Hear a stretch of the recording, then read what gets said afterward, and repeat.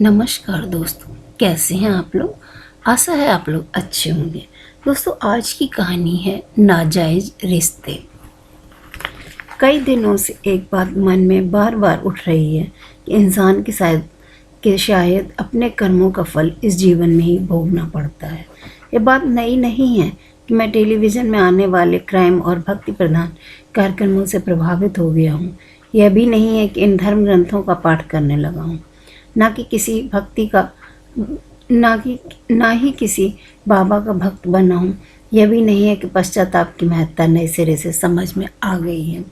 दरअसल बात यह है कि इन दिनों मेरी सुपुत्री राशि का मेलजोल अपने सहकर्मी रमन के साथ काफ़ी बढ़ गया है। मेरी चिंता का विषय है रमन का शादीशुदा होना। राशि एक निजी बैंक में मैनेजर के पद पर कार्यरत है। रमन सीनियर मैनेजर है। मेरी बेटी अपने काम में काफ़ी होशियार है, परंतु रमन के साथ उसकी नज़दीकी मेरी घबराहट को डर में बदल रही है। मेरी पत्नी शोभा बेटे के पास न्यू जर्सी गई थी। अब वहाँ फ़ोन करके दोनों को क्या बताता।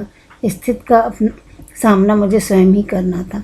आज मेरे अतीत ने मुझे अपने सामने लाकर खड़ा कर दिया था। मेरा मुजफ्फरनगर में एक नया तबादला हुआ था। परिवार दिल्ली में ही छोड़ आया था। वैसे ही शोभा उस समय गर्भवती थी। वरुण भी बहुत छोटा था और शोभा का अपना परिवार भी वहीं था, इसलिए मैंने उनको वहाँ लाना उचित नहीं समझा था। वैसे भी 2 साल बाद मुझे दोबारा पोस्टिंग मिल ही जानी थी। गांधी कॉलोनी में एक घर किराए पर ले लिया था मैंने। वहाँ से मेरा बैंक भी पास पड़ता था। पड़ोस में भी एक नया परिवार आया था, एक औरत और तीसरी या चौथी में पढ़ने वाले 2 जुड़वां लड़के। मेरे बैंक में काम करने वाले रमेश बाबू उसी मोहल्ले में रहते थे। उनसे ही पता चला था कि वह औरत विधवा है। हमारे बैंक में ही उसके पति काम करते थे। कुछ साल पहले बीमारी की वजह से उनका देहांत हो गया था। उन्हीं की जगह उस औरत को नौकरी मिली थी। पहले अपनी ससुराल में रहती थी, परंतु पिछले महीने ही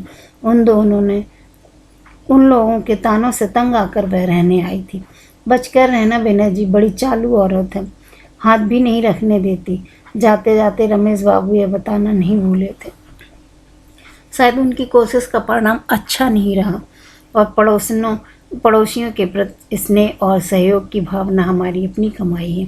इन तीनों गुणों का भी पुरुष वर्ग पूरी ईमानदारी और जतन से तब और भी करते हैं जब पड़ोस में एक सुंदर स्त्री रहती हो। इसलिए पहला मौका मिलते ही मैंने उसे अपने सौजन्य से अभिभूत करा दिया। ऑफिस से लौटकर मैंने देखा वह सीढ़ियों पर बैठी हुई थी। आप यहाँ क्यों बैठी हैं? मैंने पूछा। जी सर, मेरी चाबी कहीं गिर गई है। बच्चे आने वाले हैं, समझ में नहीं आ रहा क्या करूँ। आप परेशान न हो, आओ मेरे घर में आ जाओ। जी, मेरा मतलब है आप अंदर चलकर बैठिए, तब तक मैं चाबी बनवाने वाले को लेके आता हूँ। जी, मैं यहीं इंतज़ार कर लूँगी, जैसी आपकी मर्जी। थोड़ी देर बाद रचना जी के घर की चाबी बन गई और मैं उनके घर में बैठकर चाय पी रहा था। आधे घंटे बाद उनके बच्चे भी आ गए। दोनों मेरे बेटे वरुण की ही उम्र के थे। पल भर में ही उनका दिल जीत लिया। जितना समय मैंने शायद अपने बेटे को नहीं दिया था, उससे ज़्यादा कहीं समय मैं अखिल और निखिल को देने लगा। साथ ही उनके क्रिकेट खेलना, पढ़ाई में उनकी सहायता करना। रविवार को उन्हें लेकर मंडी की चाट खाने का तो जैसे नियम बन गया था। रचना जी अब रचना जी हो गई थी। कहीं अब किसी भी फैसले में रचना के लिए मेरी अनुमति महत्वपूर्ण हो गई थी, इसलिए मेरे समझाने पर उसने अपने दोनों बेटों को स्कूल के बाकी बच्चों के साथ पिकनिक पर भेज दिया था। गवर्नमेंट बैंक में ही काम हो ना हो, हड़ताल तो होती ही रहती है। हमारे बैंक में भी 2 दिन की हड़ताल थी, इसलिए उस दिन ही मैं घर पर ही था। अमूमन छुट्टी के दिन मैं रचना जी के घर पर ही खाना खाता था, परंतु उस रोज़ बात कुछ अलग थी। घर में दोनों बच्चे नहीं थे। क्या मैं अंदर आ सकता हूँ रचना? अरे विनय जी, अब क्या आपको भी आने से पहले मेरी इजाज़त लेनी पड़ेगी? खाना खाकर दोनों टीवी देखने लगे। थोड़ी देर बाद मुझे लगा रचना कुछ असहज सी है। क्या हुआ रचना, तबीयत ठीक नहीं है क्या? कुछ नहीं, बस थोड़ा सिर दर्द है। अपनी जगह से उठकर मैं उसका सिर दबाने लगा। सिर दबाते दबाते मेरे हाथ उसके कंधे तक पहुंच गए। उसने अपनी आंखें बंद कर ली। हमें किसी और ही दुनिया में खोने लगे। थोड़ी देर बाद रचना ने मना करने के लिए मुंह खोला तो मैंने उसे आगे बढ़कर उसके होठों पर अपने होंठ रख दिए। उसके बाद रचना ने आंखें नहीं खोली। मैं धीरे धीरे उसके करीब आता चला गया। कहीं कोई संकोच नहीं था दोनों के बीच, जैसे हमारे शरीर सालों से मिलना चाहते हों। दिल ने दिल की आवाज़ सुन ली थी, शरीर ने शरीर की भाषा पहचान ली थी। उसके कानों के पास जाकर मैं धीरे से फुसफुसाया, प्लीज़ आंखें न खोलना तुम। आज बंद आंखों में से मैं समाया हूँ। न जाने कितनी देर बाद हम दोनों एक दूसरे की बाहों में बंधे चुपचाप लेटे रहे और दोनों के बीच की खामोशी को मैंने ही तोड़ा। मुझसे नाराज़ तो नहीं हो तुम? नहीं, परंतु अपने आप से हूँ। आप शादीशुदा हैं और रचना, शोभा से मेरी शादी महज एक समझौता है जो हमारे परिवार के बीच हुआ था, बस उसे ही निभा रहा हूँ। प्रेम क्या होता है यह तो मैंने तुमसे मिलने के बाद ही जाना, परंतु विवाह, रचना, क्या 7 फेरे प्रेम को जन्म दे सकते हैं? 7 फेरों के बाद पति पत्नी के बीच सेक्स का होना तो तय है, परंतु प्रेम का नहीं। क्या तुम्हें पछतावा हो रहा है रचना? प्रेम शक्ति देता है, कमजोर नहीं करता। हाँ, वासना पछतावा उत्पन्न करती है।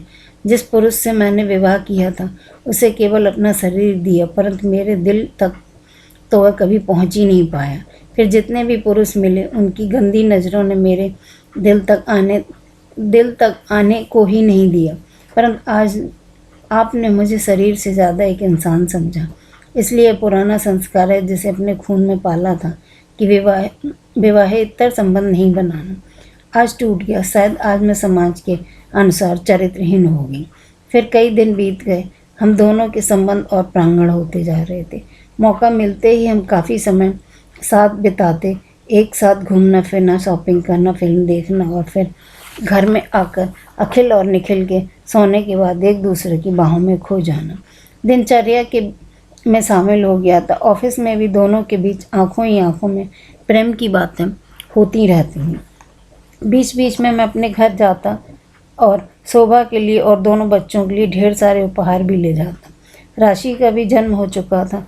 देखते ही देखते 2 साल बीत गए। अब शोभा मुझ पर तबादला करवा लेने का दबाव डालने लगी। इधर रचना भी हमारे रिश्ते का नाम तलाशने लगी। मैं अब उन दोनों औरतों को नहीं संभाल पा रहा था। 2 नावों की सवारी में डूबने का खतरा लगातार बना रहता है। अब समय आ गया था कि किसी एक नाव में उतर जाने का। रचना से मुझे वह मिला जो मुझे शोभा से कभी नहीं मिला, परंतु यह भी सत्य था कि जो शोभा के साथ रहने में मिलता वह मुझे रचना के साथ कभी नहीं मिल पाता, और वह थी मेरे बच्चे और सामाजिक सम्मान। यह सब कुछ सोचकर मैंने तबादले के लिए आवेदन कर दिया।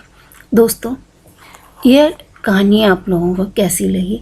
अगर आप मेरे चैनल पर नए हैं तो प्लीज़ सब्सक्राइब कीजिए, लाइक कीजिए और मुझे सपोर्ट कीजिए। धन्यवाद। इसका अगला भाग हम बहुत जल्दी लेके आएंगे। धन्यवाद।